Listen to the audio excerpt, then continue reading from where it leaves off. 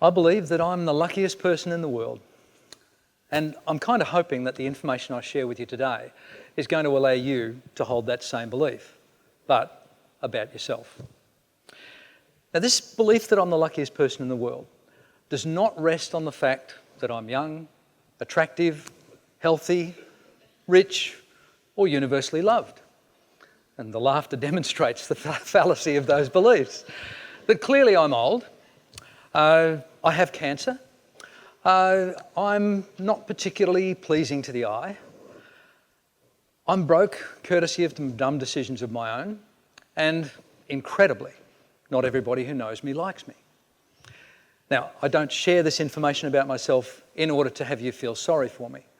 I share it with you to allow you to recognise that it's possible to have a rich, full and meaningful life, read Believe You're the Luckiest Person in the World, in the face of significant adversity. Now, I also happen to be a psychologist, and one of my self-imposed limitations as a psychologist is that I believe I'm only qualified to work with normal people. So I'm just going to have to run a couple of questions by you as a group to make sure you're all normal.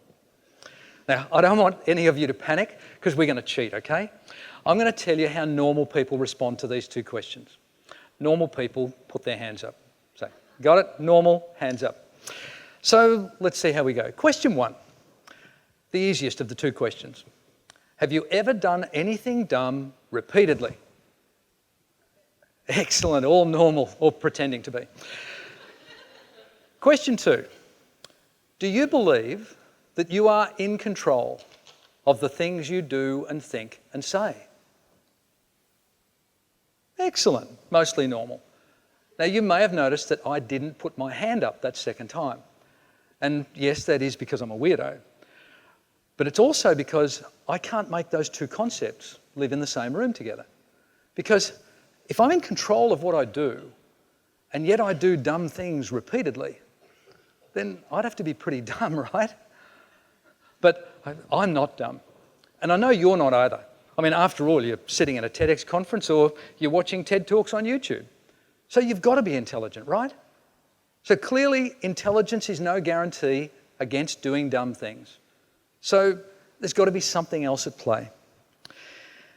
Now, a guy named Neil Martin at TEDx Peachtree identified the fact that our subconscious acts as our automatic pilot, that it, in fact, is in control of almost everything that we do and think and say.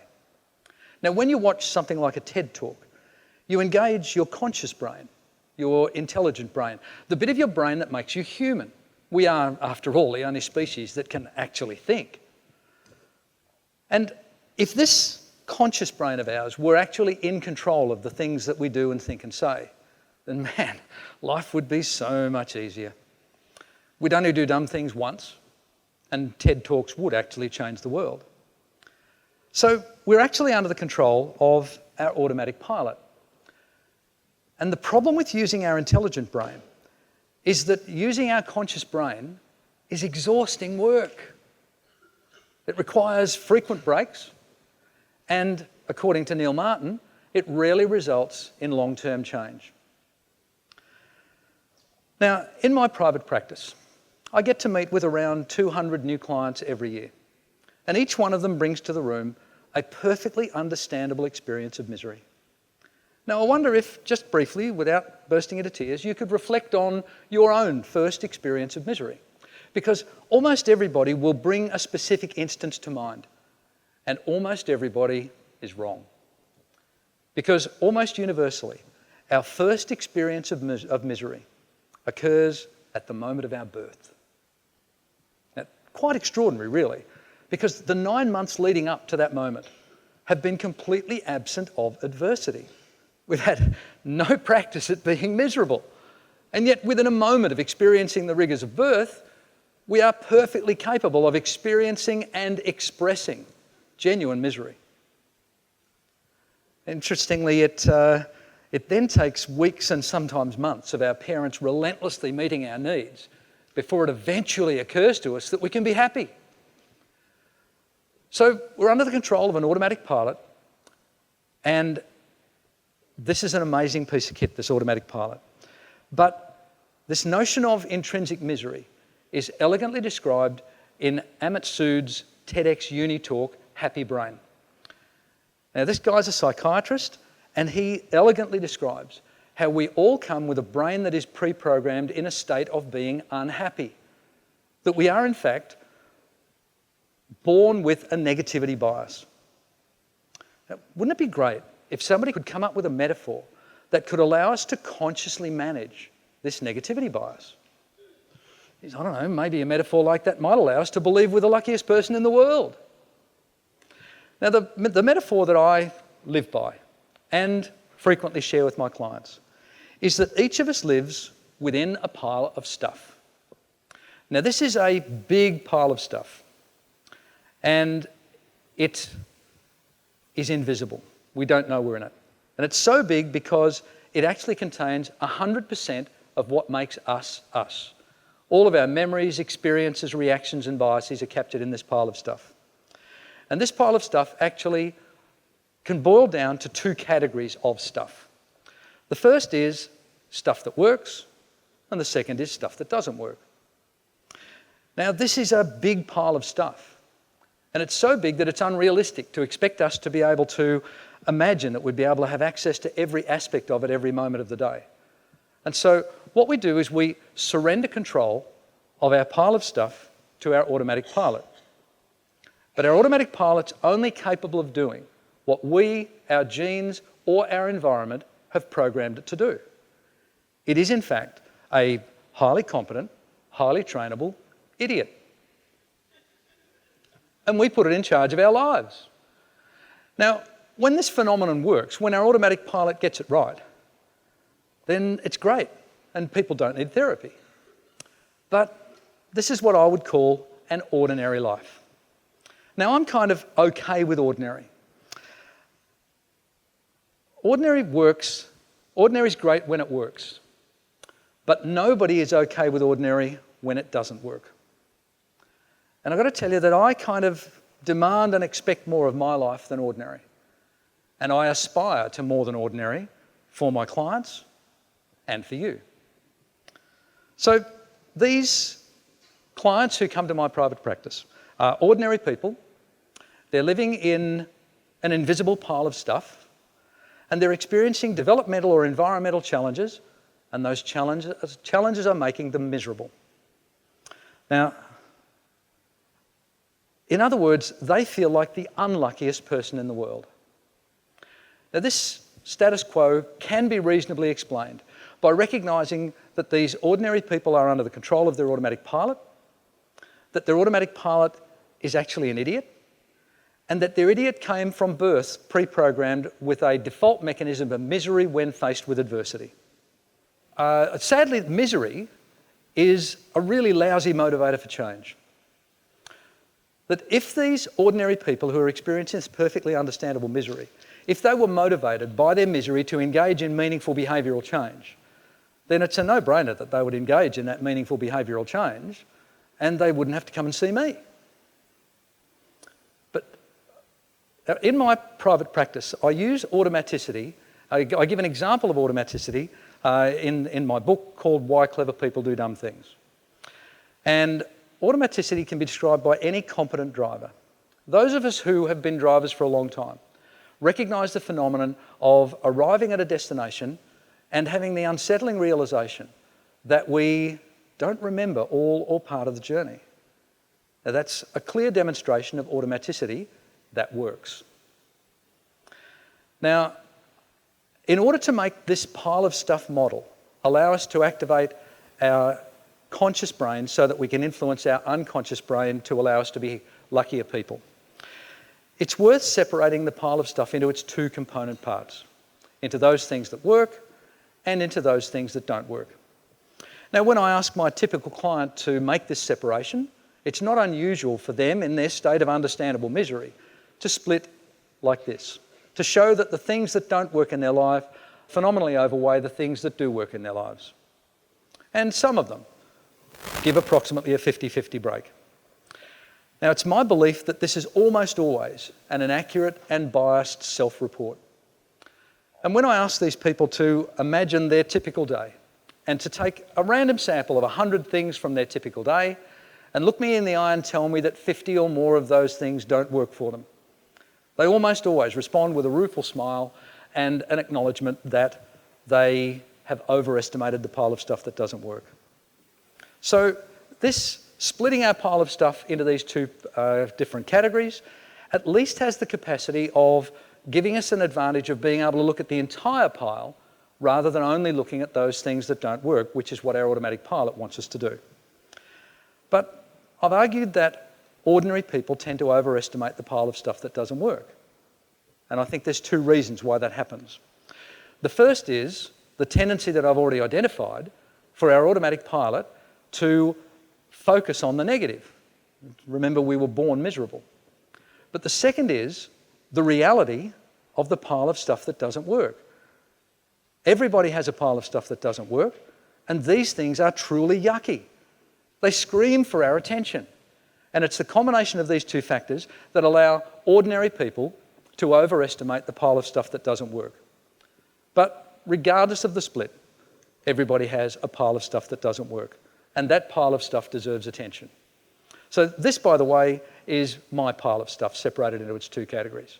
Now remember, I'm the luckiest person in the world, but I also suspect that I'm fairly representative of ordinary people. And I maintain that about 80% of my life works and about 20% doesn't.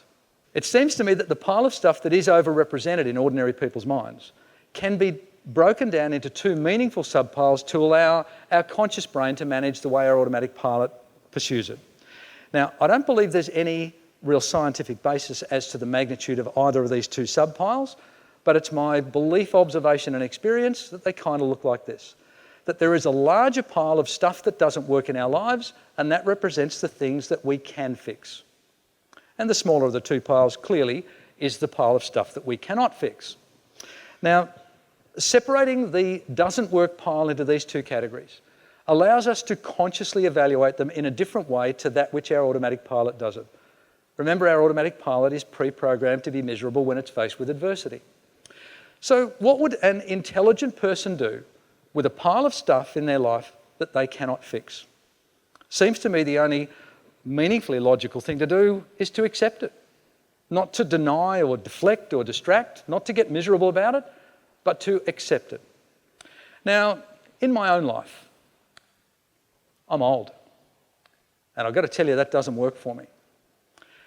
Being old sucks. But last time I checked, there's not a lot I can do about it. They've even printed my date of birth on my license, so I can't change it. So every time my automatic pilot yammers in my ear, "You're getting old, Lindsay," I respect and acknowledge that as a fact. I don't try and deny or deflect or distract. I deliberately accept it. And I then go and play in the other two piles.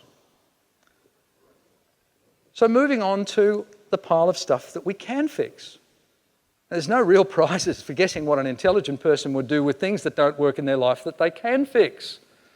We would address those things, we'd fix them, we'd try and solve them. We'd start to develop a future-oriented perspective that allows us to imagine what our life will look like when our solution has actually been put in place and worked out. Now, don't forget that our automatic pilot is incapable of making this distinction. It's pre-programmed to be miserable when stuff doesn't work. So, the neat thing, I'll give you an example out of my own life of something in my life that doesn't work that I can fix. I've rather shamefully admitted to you that I'm broke. And that sucks almost as bad as being old. But there's something I can do about that. Now, if I surrender myself to my automatic pilot's happy for me to be depressed and despondent and miserable about being broke. But my conscious brain, my intelligent brain, the bit that makes me human, drives me on to have me try and find ways to earn more money, to try and find ways to contain my expenses. And when I do get to the point where there's a little bit of surplus left over, to invest that surplus wisely. And I can anticipate what it's going to look like in a few years when I have got my finances under control, and it's awesome. And the really neat thing about addressing this sub-pile in this way is that you move stuff out of that pile and into the pile of stuff that works. And so the red pile shrinks and the green pile grows. Awesome stuff. So let's have a bit of a think about the pile of stuff that does work. Now, as an aside about this pile, I'm actually not a raving fan of positive thinking. I've already discussed that it's really worth paying deliberate, conscious attention to the things that do not work in your life. That if we accept and address the two piles of things in our life that don't work, then we can improve our attitude towards them. And so to me it seems a little crazy to only live in the pile of stuff that works. But our automatic pilot's pre-programmed to prefer living in the pile of stuff that doesn't work. So it makes sense to consciously pay attention to the pile of stuff that does work. And that means we have an intellectual obligation to activate these things. Now, to share further examples from my own life, I have got a pile of stuff that works that would choke a bull. But it includes my amazing wife, 3 children that I love, and a profession that sustains and fulfills me. Why would I not pay deliberate attention to those things? Why would I allow myself to be distracted to only pay attention to things that don't work? So my belief is that if we pay attention to our piles of stuff in this way, we do have the capacity to develop a rich, full and meaningful life in a very deliberate way. Now, in 2004, a psychologist named Dan Gilbert delivered a TED talk called The Surprising Science of Happiness. And this really neat science-based talk introduced to me the concept of intentionality that underlies my talk today. And Dan argued that if you make a decision, or have one made for you, and you then stick with that decision, you are more likely to be a happier person. Now, in my talk today, I've introduced to you the concept of an unintentional life ruled by an automatic pilot, which is programmed to be intrinsically stupid and intrinsically negative, rather than a life by deliberate intent. So I'm asking you to reflect and recognise that our automatic pilots are always going to be in control of what we do and think and say. I'm asking you to respect the fact that our automatic pilots do what they do because they're incapable of doing anything else, unless our environment accidentally changes them or unless we deliberately change them. And I'm asking you to respect that this automatic pilot that controls our lives does that against a background of inherent stupidity and programmed negativity. And finally, I'm asking you to make a decision. I'm asking you to decide consciously how you are going to manage your piles of stuff. Because it's my belief that if you accept, address, and activate your piles of stuff in a conscious way, then maybe, just maybe, even if you're old, have cancer, are broke, ugly, and not everybody you know likes you, then maybe you too could believe that you're the luckiest person in the world. Thank you.